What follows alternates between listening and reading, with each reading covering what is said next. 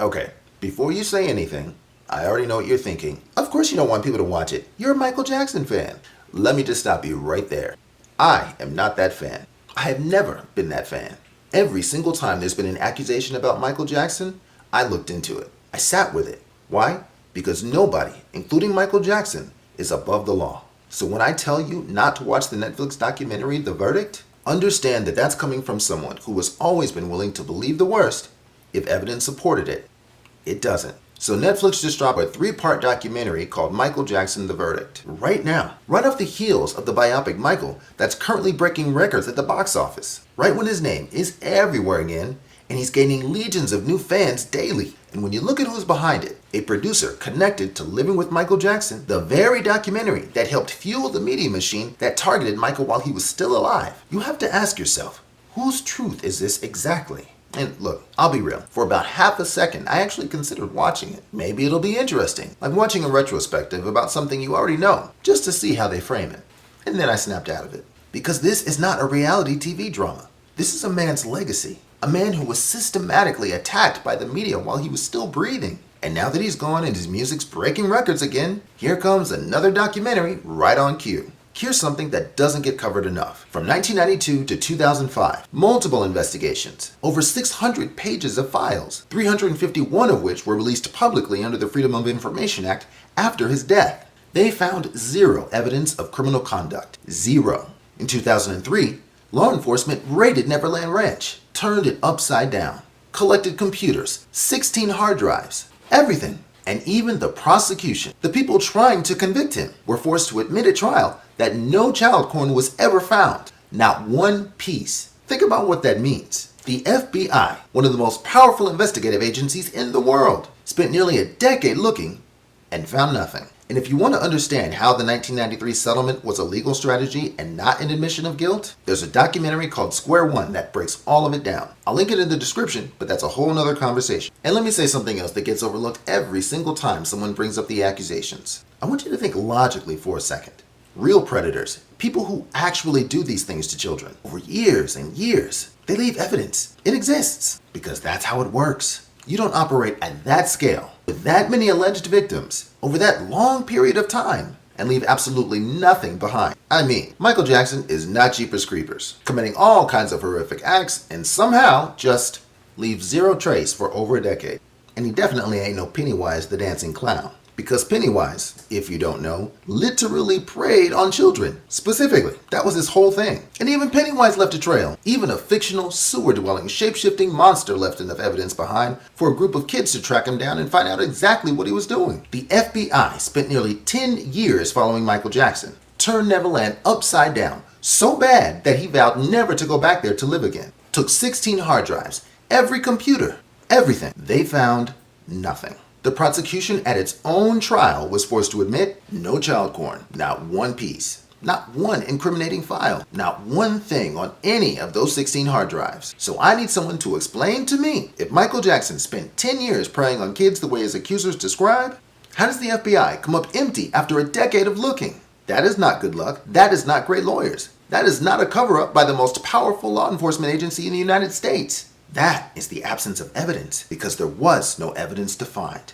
And I have a personal story. You know about this Frank Cascio guy who's now making these new accusations? After Michael died, I read Frank Cascio's book, My Friend Michael Jackson. Every word of it.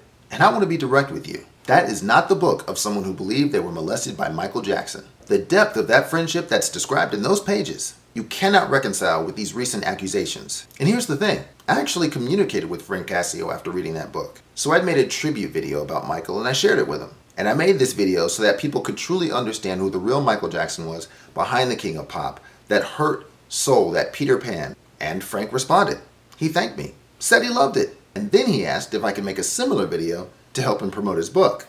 I eventually said no. I didn't feel my work was polished enough to do it justice. But I thought about that interaction a lot when these new accusations surfaced. Because I remember who the person was on that page, and the person making these accusations doesn't match.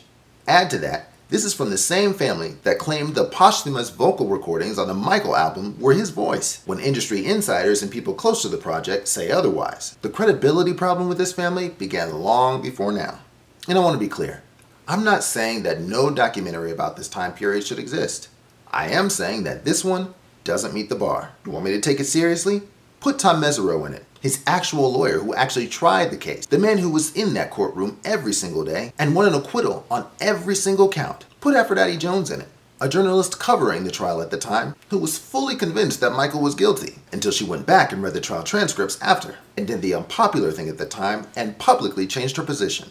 Put Brett Barnes in it, someone who was there, who reportedly refused to participate in the Leaving Neverland documentary, only for Wade Robson to allegedly drag him into the narrative after he had already said no. Or put Macaulay Culkin in it, a close friend of Michael's since he was a child, who has clearly and consistently defended him. If these voices are not central to the documentary, it is not balanced, it is exploitation dressed as investigation. Instead of wasting your time, let me tell you what it was actually like watching that trial unfold. As a fan who was scared, not certain, scared. The entertainment media was useless. Pure circus. Every entertainment show, every news show was just looking for the worst angle. But the E! Channel was doing something different. Weekly enactments based on the actual courtroom transcripts, with actors. For the first time, you could see what was going on in the courtroom that you weren't getting anywhere else. I was truly worried. Michael was facing 11 counts. 11. It just seemed impossible that he wouldn't be convicted on at least one of them. And like I said, I take every accusation seriously. So my saving grace was being able to watch these reenactments and watch these attorneys debate and talk about what went on in court so that we, the people at home, could understand who was, I guess you could say, winning or losing, how to interpret what they were showing us, basically. Now, towards the beginning of the trial, Michael wasn't really taking it that seriously. He was treating it like it was a concert. He didn't understand what was really at stake. I mean, this man had been sued so many times, and he had already been accused of something he didn't do, so, it really wasn't clicking to him. In true fashion, Michael showed up with a camera crew, making sure he got all the fans screaming and cheering from behind the gates. And at one point, he even got on top of a car and started waving and clapping his hands and dancing just a little bit, despite the fact that his reps were trying to pull him down. Well, the judge pulled him down by, not literally, but the judge said, look, man, you can't be showing up late, because she showed up at least 20-something minutes late. And so he got Michael together really quick, and Michael, from then on, I think he understood what the stakes were, and he took it seriously from that point on. Oh yeah, the media tried to say that this reaction was because Michael got upset that a photographer took an unauthorized photo of him, when in reality, Michael, Janet, and Catherine saw the photographers and other paparazzi shoving his fans out of the way just so they can get a picture of him. Michael and Janet never play about their fans, and for those who don't know, they both got hands. Don't let those soft Jackson voices fool you. The streets been said Janet can fight just like the boys and hits just like them. After that, and I think even sometimes before that, you would see Michael and his siblings showing solidarity with one another. They would show up all together dressed in white, including LaToya, who, yes, I know, had previously made some accusations about him that she later explained were due to being forced by her abusive ex-husband to exploit her family. So this was a really big thing to see all of the siblings really there in solidarity. From there was constant coverage on the news of, let's just say, Michael's rather eccentric courtroom attire. But little did I know the meaning behind it at the time.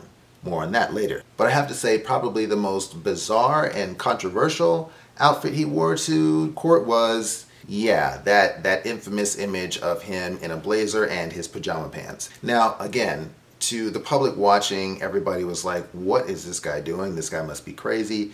Peter Pan this, Peter Pan that. The reality was that Michael was actually being threatened that if he did not show up to court, he would be arrested. And the reason why he didn't show up at first was because he had suffered, I believe he was having issues with his back, and I don't remember whether he was in the hospital or whether he was at home. I'll probably put that editor's note in later, but yeah, it was a huge, huge thing. And the sad thing is that the closer we got to the verdict, the less and less you really saw of Michael's spirit that he had initially at the beginning of the trial, because he was really concerned about his children. What if they did find him guilty? I mean, we're talking 11 counts here. Most of his celebrity friends had abandoned him. Shout out to Chris Tucker and Macaulay Culkin. Those are two of many people that were still by his side. God bless you, Whitney Houston. Whitney Houston stayed in contact with him. She was one of the few people that would call and talk to him and see how he was doing, seeing if he was okay. So it was a very, very isolating and upsetting time for him. And then the verdict. Everybody was on pins and needles. I had pains in my stomach all day.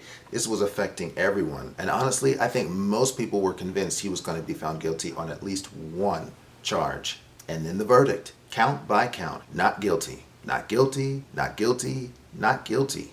And there was a woman outside that had a cage of doves, and every time one of the counts was read, not guilty, she would release a dove. And so at the end, after he had been found not guilty, you would have expected him to come out just as strong, feeling and looking as victorious as he did at the very beginning of the trial. Vindicated, strong, ready to speak. Instead, he came out a ghost, paper mache, like he had spent every last thing he had surviving it. The family was overjoyed. You could see LaToya was extremely happy. You could see Catherine, who could not get out of there fast enough.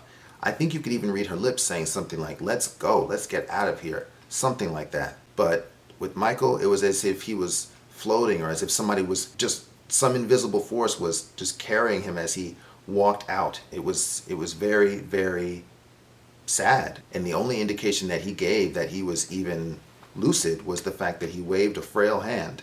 He was just clinging to people. Even Joseph. He was acquitted and he was broken. That is the story. That is what people need to understand before they sit down and watch the Netflix version. But you don't need the Netflix version. You just watched mine. And mine didn't cost Michael a single shred of dignity. If you want the real version, find Aphrodite Jones. Find Thomas Mesereau's interviews. The actual transcripts are out there. This isn't about protecting Michael from criticism. It's about demanding that the coverage of his life finally meet the standards of fairness that he never got while he was alive. I'm not asking you to be a fan. I'm asking you to be fair.